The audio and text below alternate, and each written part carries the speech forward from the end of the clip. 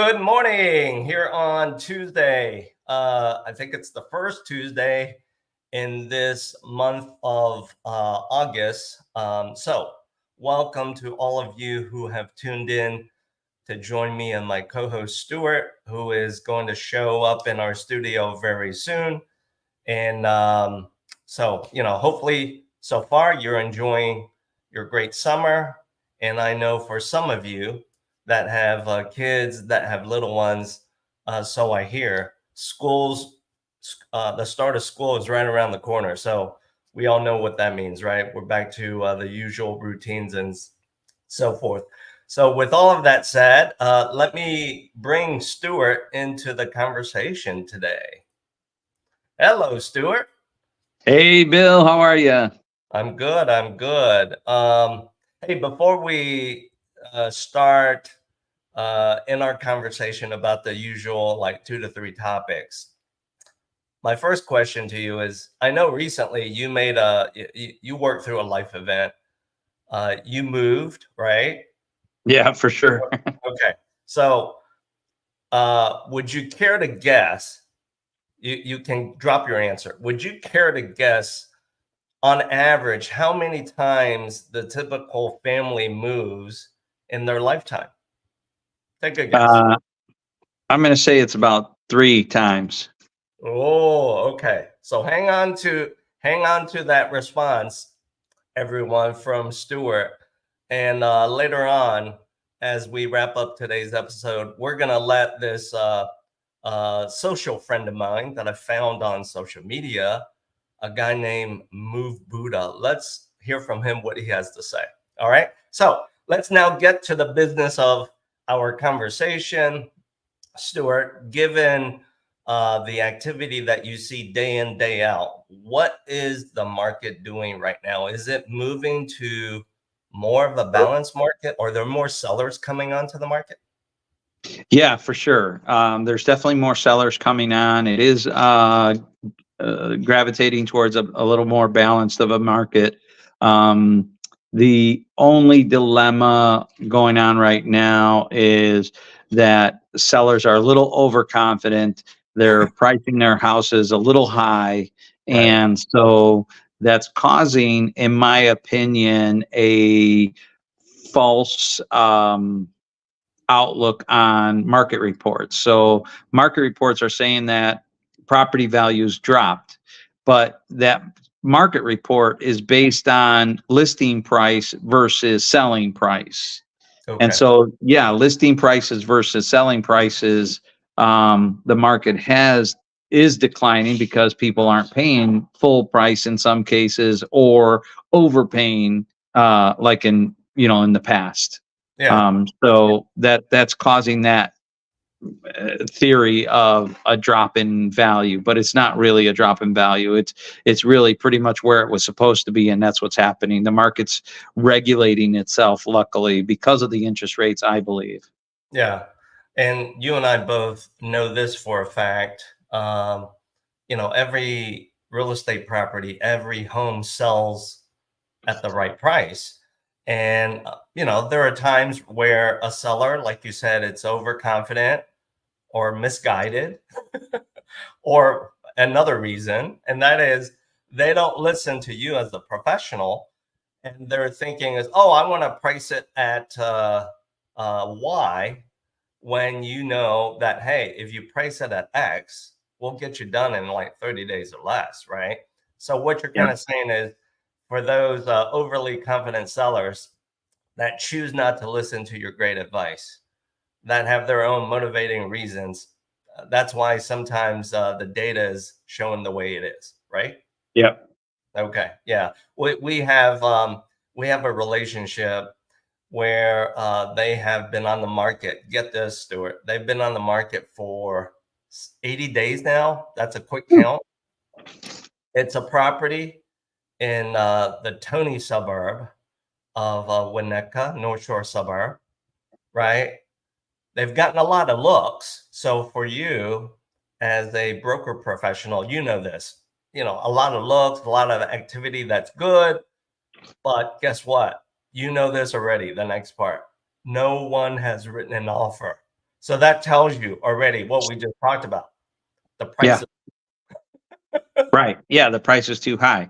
Yeah. And, I think, like we've spoken about in the past, the biggest mistake that people make is condition. Yeah. The price is too high for the condition. If That's it right. was, if they think, oh no, my neighbor sold for, 550,000, why can't I? Well, maybe your neighbor's house was way better than your house. Bingo. And that, you know what? It's so funny. You zeroed right in on that. Well, I kind of know you're the professional. It is because his neighbors have sold their homes Yeah. within the past 12 months. And get this, albeit it's a smaller home, it's not per se even par comp, but they've sold for just a little less money, but they got it done so quickly because it was in better condition, right? And so, oh my gosh, you're spot on. You're spot on. So Yeah. for our buyer friends, with what you're sharing with us as far as current market dynamics, for our buyer friends, it's good news for them for two reasons, right? Rates are at the cusp of moving in the right direction to benefit them. And also there's more inventory coming onto the market. Yeah. Yeah. Yeah, So, hey, for sure. buyers. Yeah. Buyers, all of you watching, listening to us, call to action.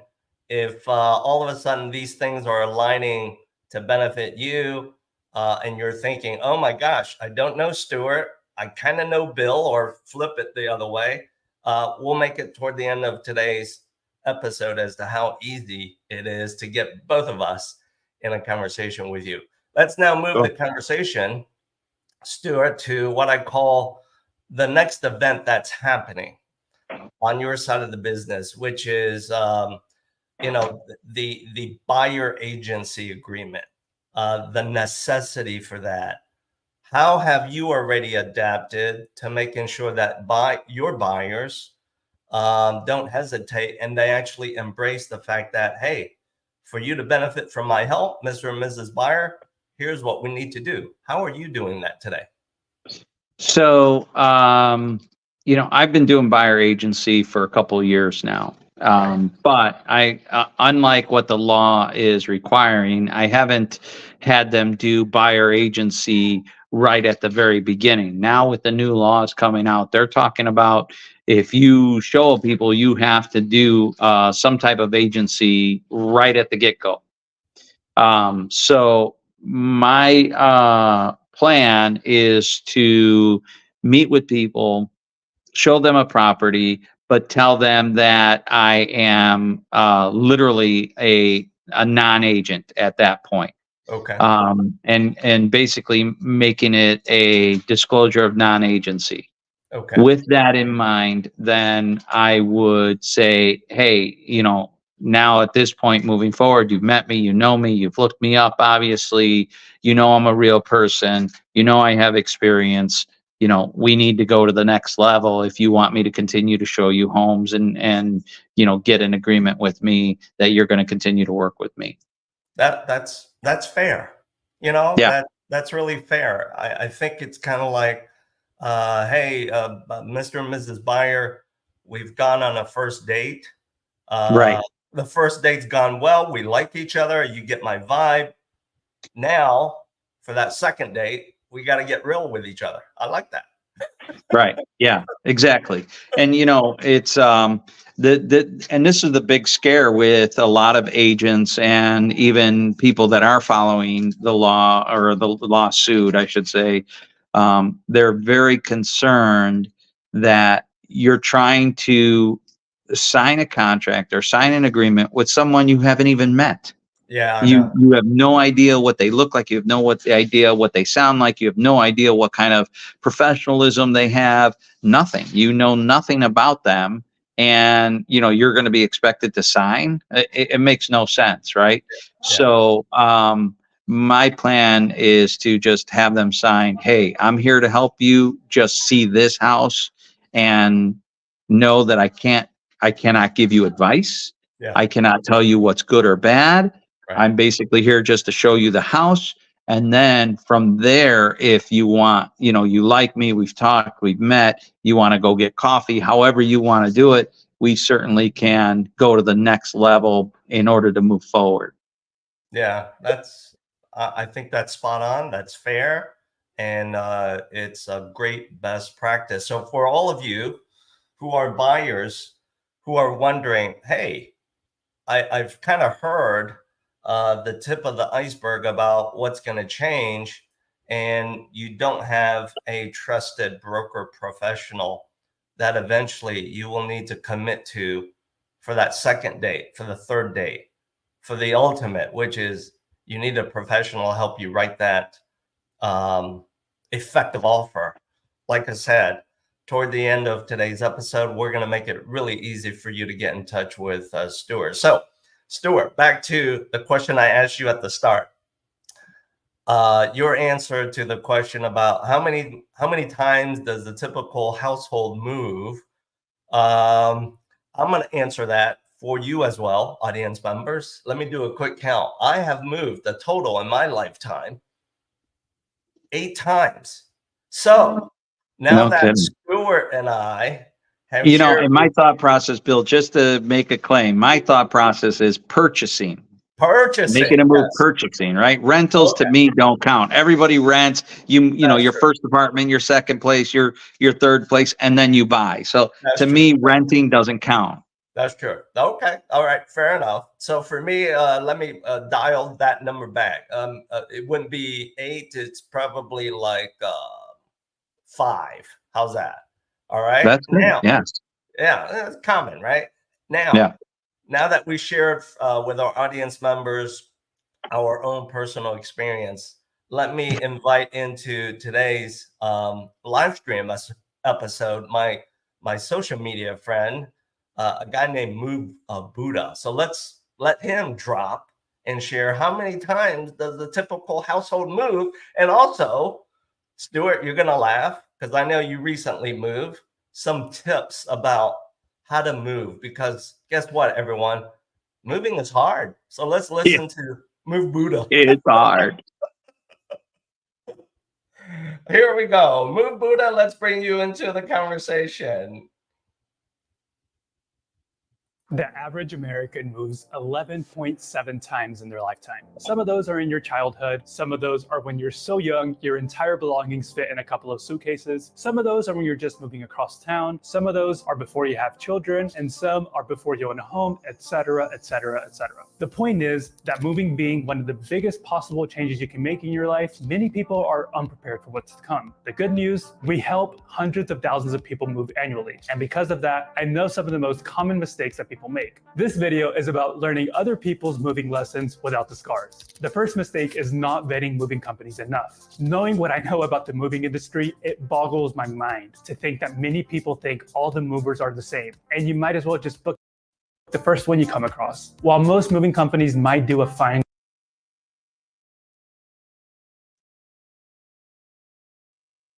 We're frozen. Let me see if I can get 𝙍𝙍𝙖𝙡 to pick up where you left off. Hang on.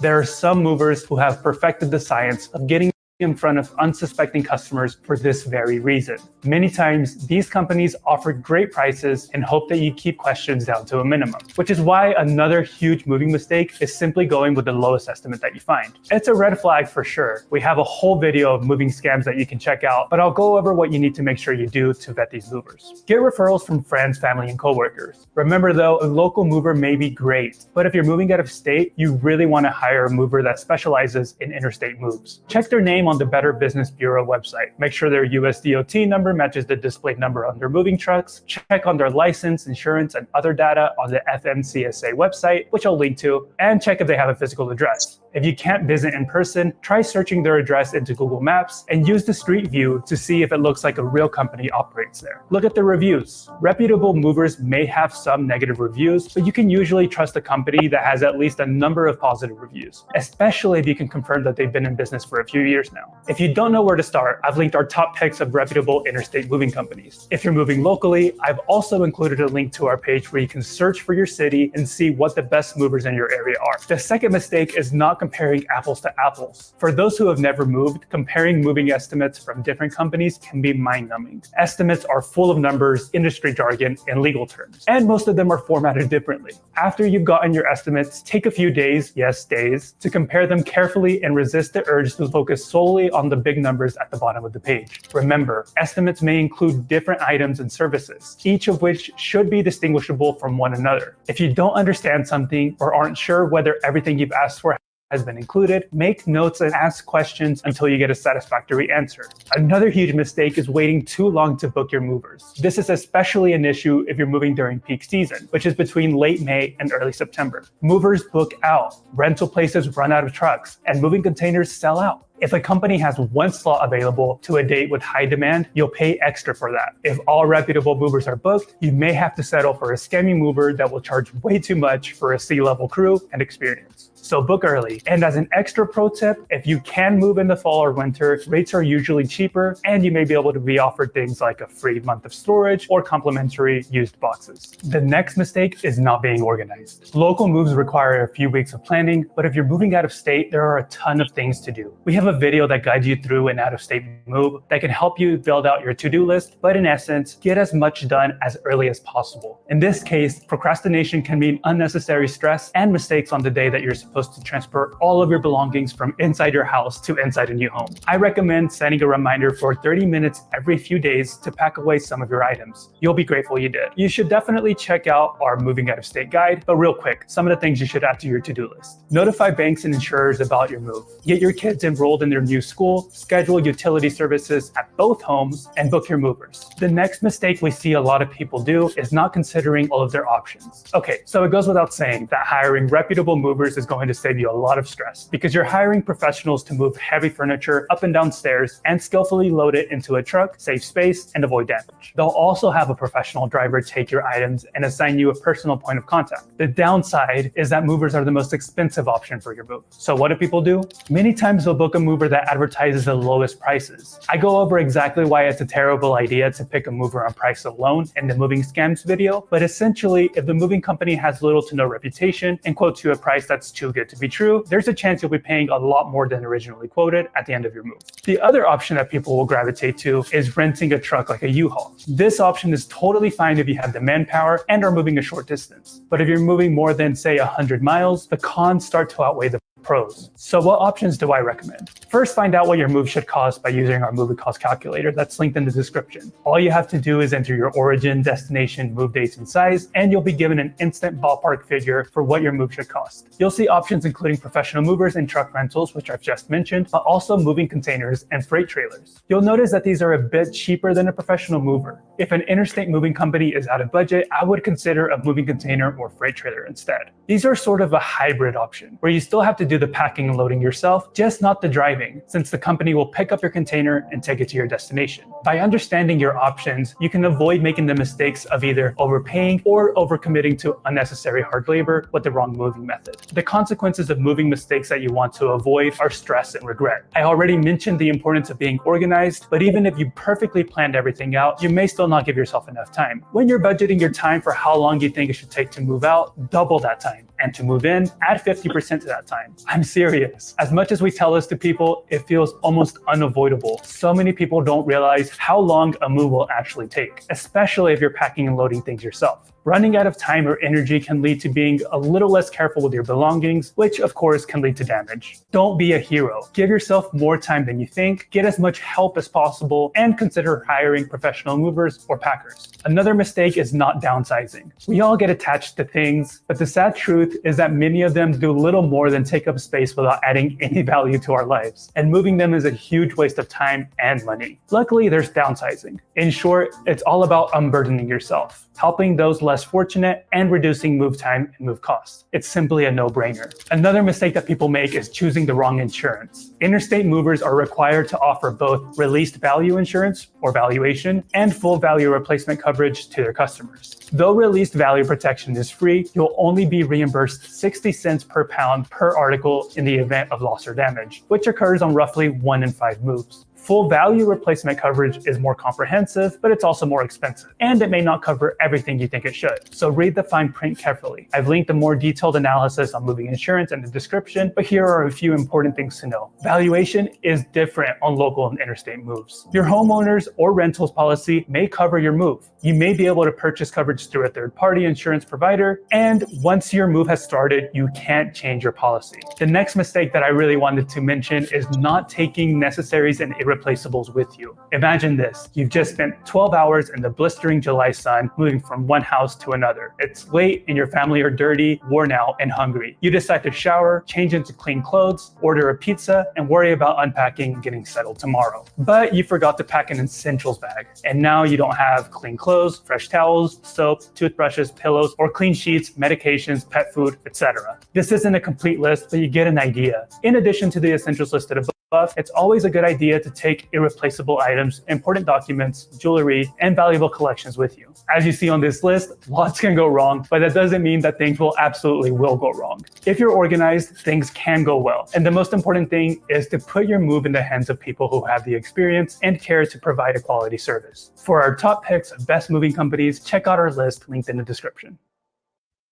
In the neighborhood. All right, Stewart. Our friend Move Buddha, I think he dropped some great advice. I mean, the one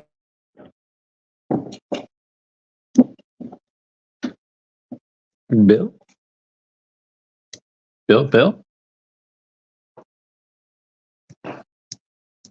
Uh-oh. The one thing, Bill, what happened? Where are you? Yeah, here I am. Ah, there you go. All right, audience members, due to some technical difficulties today, but we're managing through it. Where I think I left off, Stewart, was our social friend Move Buddha. I mean, he dropped one consistent message, which was get professionals to help you, right? Which is so consistent in what we both do. So anyway, as we wrap up today's episode of Real Living in Chicagoland, let me share with you, audience members, how can you get in touch with Stewart and or myself to help you with your next chapter, which is maybe to sell your home, to make that move, to buy your next home. It's really simple. As I mentioned at the start of our episode today, simply scan the QR code for Stewart there. By the way, he recently went through all of this. What better way to share with you, both personally, professionally, how your life can be made so much easier. So, Stewart, as we wrap up today, I know, at least from your social media posts, you're settling in, right, in your new home? Yep. Good. Yeah. Perfect timing. You know, we're all moving into the month of August, so you can start to enjoy your new place with the missus, you know, at the start of fall. For sure. Yeah. All right. Thanks for sharing your time with us, Stewart. Audience members, thank you for sharing your time with us as well. Until Stewart and I see you in the next episode of Real Living in Chicagoland, 4 weeks out. See you all later.